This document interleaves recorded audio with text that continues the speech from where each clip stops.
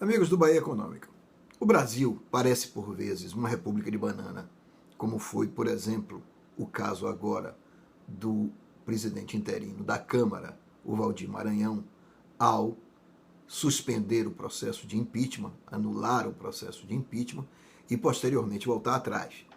Felizmente, o Senado não caiu nessa brincadeira com a democracia e voltou atrás. Mas esses momentos, esses percalços próprios da crise econômica, eles não são em si mesmo um sinal de que tudo vai mal. Pelo contrário, isso é um processo. E esse processo caracteriza uma crise. Mas é da crise que nasce o novo. E a expectativa do país nesse momento é que venha chegando por aí o novo. Na verdade, chamar o presidente Michel Temer de novo é, no mínimo, um exagero. Mas, em momentos de crise, é possível que os homens se tornem títeres da história. E Temer, que já ia embarcando no ministério fisiológico, parece que deu a volta por cima e voltou a perceber que pode entrar para a história se fizer um governo de transição com capacidade de resolver os problemas brasileiros. O sinal que ele deu esta semana é um sinal interessante.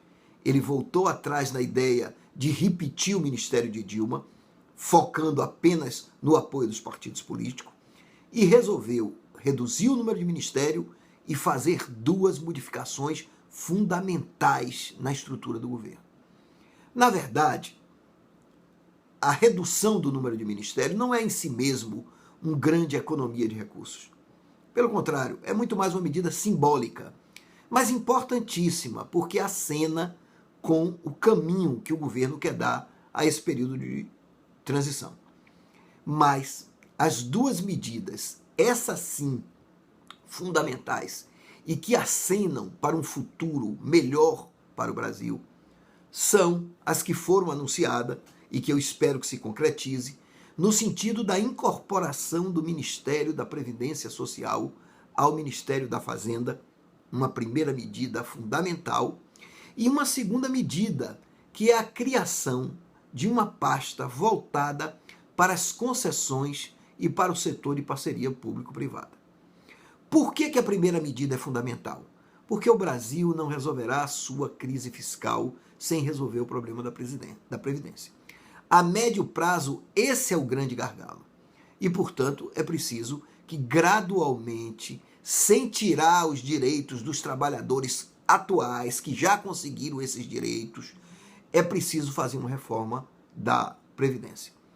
A médio prazo, sem isso, não haverá ajuste fiscal. Mas esse é apenas um ponto. O segundo ponto é tão importante quanto o primeiro, que é dar regras claras ao processo de concessão e de parcerias públicos-privadas. Por um motivo simples.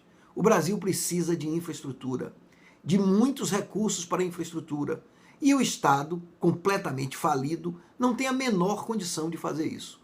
Quem tem condição de fazer isso é o setor privado, através de concessões e parceria público-privada. Mas para que faça isso, é preciso estabelecer o regime de confiança entre os parceiros, algo que se perdeu no governo Dilma Rousseff.